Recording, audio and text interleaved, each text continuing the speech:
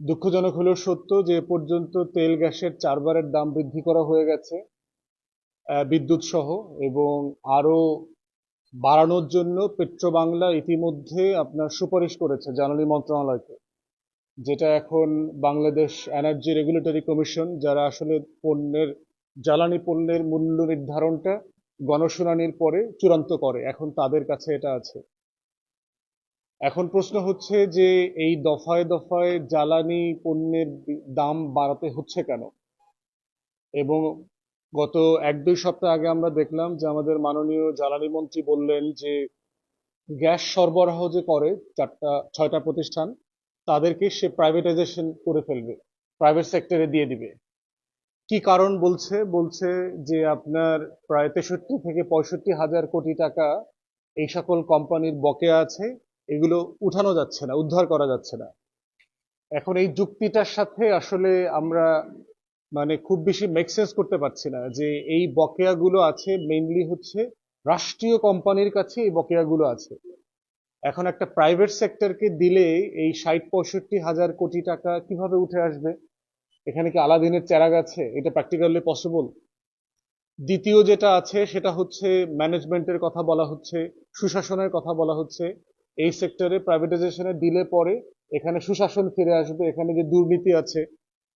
তৃতীয়ত হচ্ছে যেটা আমরা ওয়াইডলি ধারণা করতে পারছি, সেটা হচ্ছে বাজেটে ঘাটতি এত বেশি যে এই সকল খাতে যে পরিমাণ সাবসিডি সরকারের পক্ষ থেকে দেয়া দরকার, সরকারের কাছে আসলে সেই পরিমাণ টাকা নাই।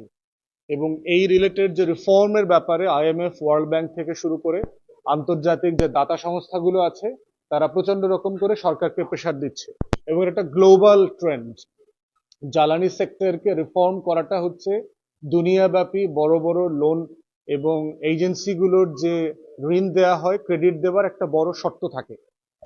তো এখন প্রশ্ন হচ্ছে, নীতিগতভাবে আমরা যে কোনো জিনিসকে বেসরকারীকরণে দিতে আমাদের কোনো দ্বিমত নাই, আমরা এটার ব্যাপারে মনে করছি না যে এটা একটা অন্যায় সিদ্ধান্ত।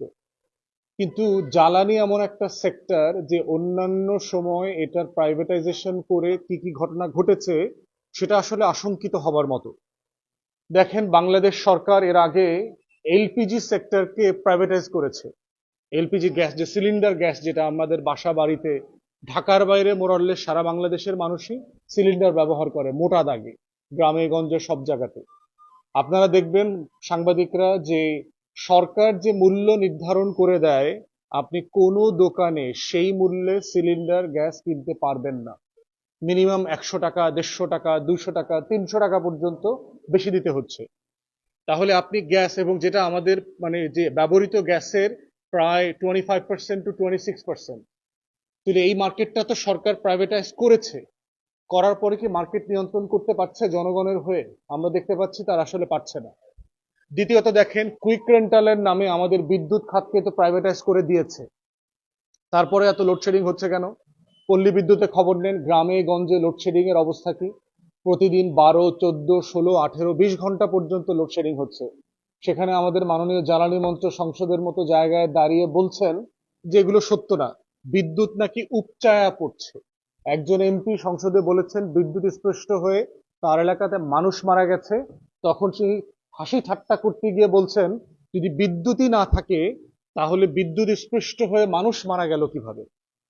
তো এই ধরনের হাসি ঠাট্টা ফাইজলামি হচ্ছে সংসদে চলছে জ্বালানি নিয়ে, বিদ্যুৎ নিয়ে।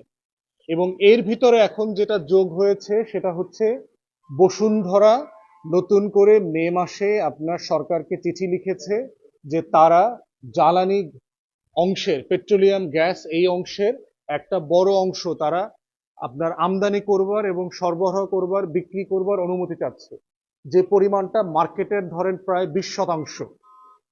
এখন আগের যে অভিজ্ঞতাগুলো বলছে যে এই রকম একটা লাইফলাইন র ম্যাটেরিয়াল, যেটা বাংলাদেশের ইন্ডাস্ট্রি বলেন, আমাদের পার্সোনাল লাইফ বলেন, প্রত্যেক দিনের জীবন, এগুলোকে প্রাইভেট সেক্টরে দেবার মাসুল এই জাতিকে কুইক রেন্টালের নামে কিভাবে দিতে হচ্ছে?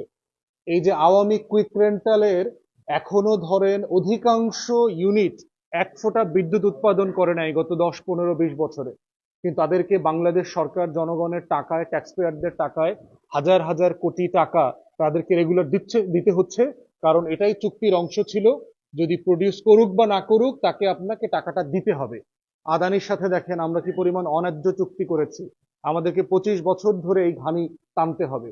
তাহলে এই যে কুইক রেন্টাল স্ক্যান্ডাল হয়েছে, বসুন্ধরাকে যদি আপনি এরকম কোনো টেন্ডার ছাড়া, নীতিমালা ছাড়া এইভাবে দেন, তার রেজাল্ট কি হতে পারে? ইতিমধ্যে দেখেন বসুন্ধরা কিন্তু বিটুমিন, যেটা আগে সরকার নিজেরা এনে বিক্রি করত, এই প্রোডাক্টের কিন্তু সে প্রায় 40% থেকে 60% পর্যন্ত এনে এখন বিক্রি করার অনুমতি আওয়ামী লীগের আমলে নিয়েছে 22-23 সালে। এবং সে যেটা করেছে, লোকাল ডিস্ট্রিবিউটর যারা ছিল, লোকাল যারা ইম্পোর্টার ছিল, তাদের অলমোস্ট সবাইকে ট্যারিফ কমিশনে মূল্য সিন্ডিকেট করে তাদেরকে মার্কেট আউট করে দিয়েছে। এবং এই লেভেলে দেখেন, এবং এটার কিন্তু বাই প্রোডাক্ট আছে, ফার্নেস অয়েল থেকে শুরু করে অনেকগুলো বাই প্রোডাক্ট আছে যেগুলো তারা এখন বিক্রি করছে। এখন এই লেভেলের সিকিউরিটি ঝুঁকি, নিরাপত্তা ঝুঁকি আমরা নিব কিনা, এইটা জাতি আকারে আমাদেরকে সিদ্ধান্ত নেবার সময় এসেছে। এবং দেখেন